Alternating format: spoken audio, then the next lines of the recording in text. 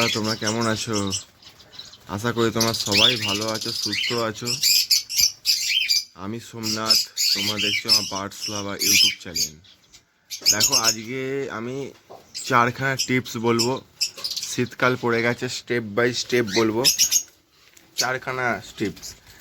এই যে শীতকালে পাখিগুলো মারা যায়, শীতকালে গরমকালে কোনো প্রবলেম হয় না, কিন্তু শীতকালে যত পাখিগুলো ঠান্ডা লাগে এবং পাখিগুলো মারা যায়। তার মধ্যে আমি স্টেপ বাই স্টেপ তোমাদের বোঝাবো, তোমরা ভালোভাবে মন দিয়ে কথাটা শুনবে এবং আমার পাখি যেরকম দেখলে সুস্থ, হেল্পফুল এবং কোনো ঝিমোচ্ছে না, তোমাদের পাখি সেরকমই থাকবে।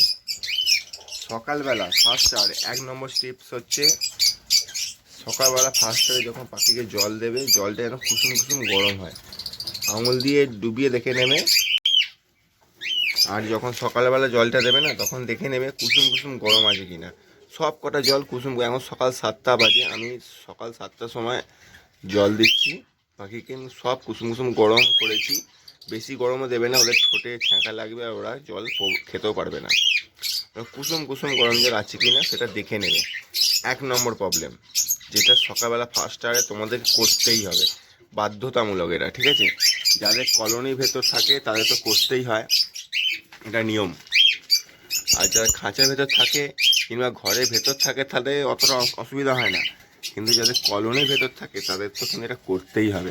আমি যেমন সকালবেলা প্রতিদিন সকালে যেরকমভাবে পাখিকে খেতে দিই, সেরকমভাবেই তোমাদের রুটিন হিসাবে দেখাচ্ছি। আমি যেরকম নিজের পাখিকে সুস্থ রাখার চেষ্টা করি, সেরকম তোমাদেরকেও সুস্থ করা দেখাচ্ছি টিপস।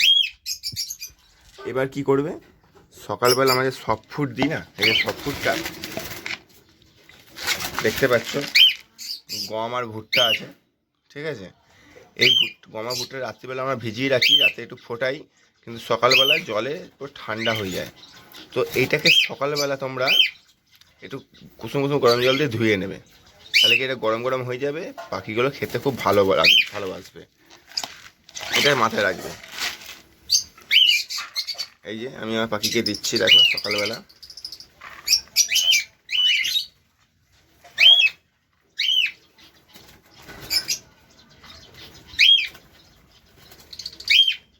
আমার পাখির সফট ফুড সকালবেলা খায় এটা।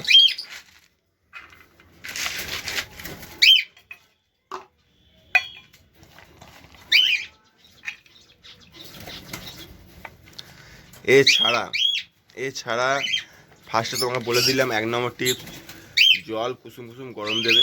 আমি জলটা কুসুম কুসুম গরম দিয়ে দিয়েছি, ঠিক আছে? সব ফুডটাও কুসুম কুসুম গরম করে দিয়েছি, কেন আমাদের এখানে ভালোই ঠান্ডা পড়ে গেছে। এছাড়া তোমাদের পাখিকে প্রতিদিন সকালবেলা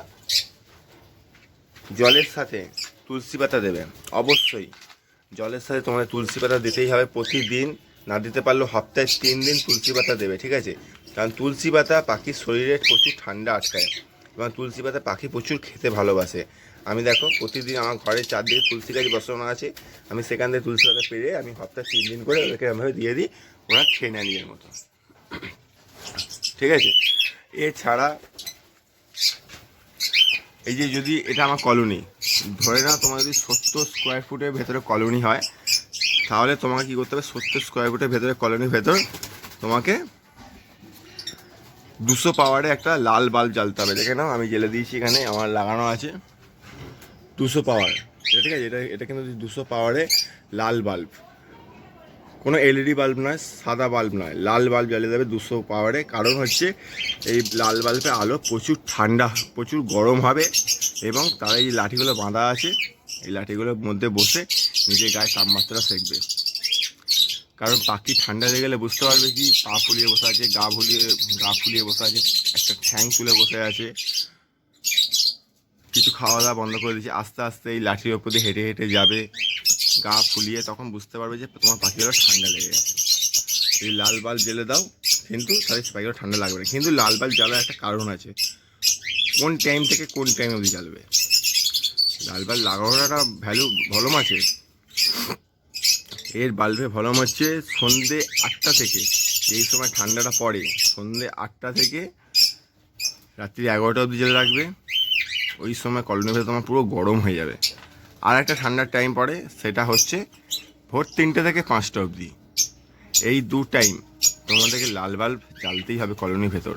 আর যদি ঘরের ভেতর সেপারেট খাঁচা থাকে তাহলে কোনো অসুবিধা নেই, কিন্তু আমাদের যেহেতু ছাদের ওপর টিন আছে, ওপরে ঠান্ডা নামে, সেই হিসাব করে এছাড়া যদি তোমার এই টিন থেকে ঠান্ডা নামে, ওই জন্য তোমাদের লাল বাল্ব অবশ্যই দরকার। আর ওই 2 টাইমই জ্বালবে লাল বাল্ব, বেশিক্ষণ জ্বালা প্রয়োজন নেই। এছাড়াও যদি তোমাদের পাখির ঠান্ডা লেগে যায়, 3 নম্বর প্রবলেম, যদি পাখির ঠান্ডা লেগে যায়, দেখে নাও ওখানে আমি ডান্ডা বেঁধে দিয়েছিলাম, ওইখান থেকে রোদ্দুর ঢুকছে, দেখো সব কটা পাখি দেখো রোদে গিয়ে বসছে। ঠিক আছে, এটা আমি বাইরে থেকে তোমাকে দেখাবো। দেখো সব কটা পাখি রোদে গিয়ে বসছে, দেখেছো? দেখো রোদে গিয়ে বসছে সব, এবং খেলাও করছে।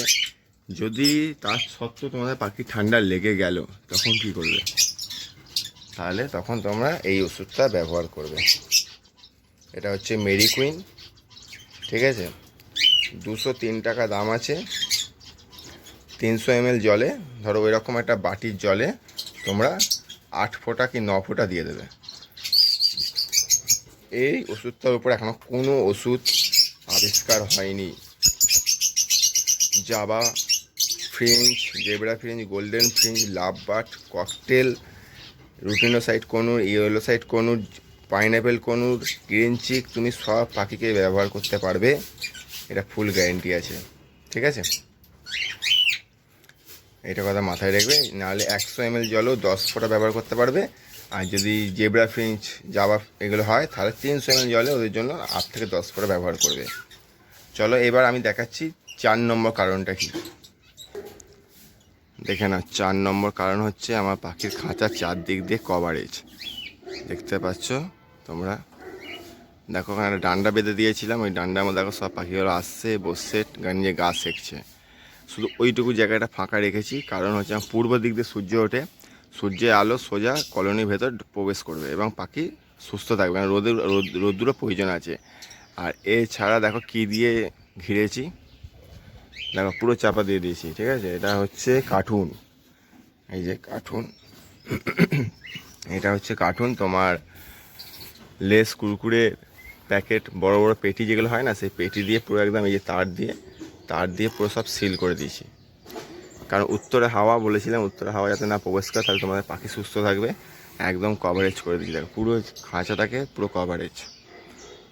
এছাড়া এদিকে রেখেছি আমি, এদিকটা পুকুর পাড়, এদিকটা দেখো পুকুর আছে, এদিকটা আমার পুকুর পাড়ের দিকে আমি রেখেছি কম্বল, এদিকে কম্বল আছে, ওই দিকটা দেখাচ্ছি।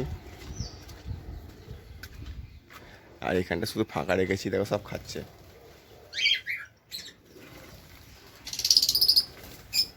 এদিকটাও রেখেছি কম্বল, পুরো কম্বল লম্বায়, শুধু এইটুকু ফাঁকা রেখেছি যাতে আমার পাখি, আর এখানে ডান্ডা বেঁধে দিয়েছি যাতে আমার সূর্যের আলো ফার্স্ট আমার কলোনির ভেতরে প্রবেশ করবে এবং আমার পাখি সেই রোদ্দুরটা সেঁকবে ওখানে বসে। তোমাদের আশা করে আমি বোঝাতে পারলাম স্টেপ বাই স্টেপ তোমরা কীরকমভাবে নিজের পাখিদের সুস্থ রাখবে। আর যদি ভিডিওটা অবশ্যই ভালো লাগে, তোমাদের প্রিয় চ্যানেল বার্ডস লাভার চ্যানেলটাকে সাবস্ক্রাইব করে লাইক শেয়ার অবশ্যই করবে। আর একটা দেখো, কালকে একটা রুটিনো ফিশার ব্ল্যাক আই কিনে নিয়ে এসেছি, ব্ল্যাক আই, এই দেখো বসে আছে, বুঝতে পারছো? Lutino Fischer black eye, red eye কেনার আমার পয়সা নেই, ওই ব্ল্যাক আই কিনেছি।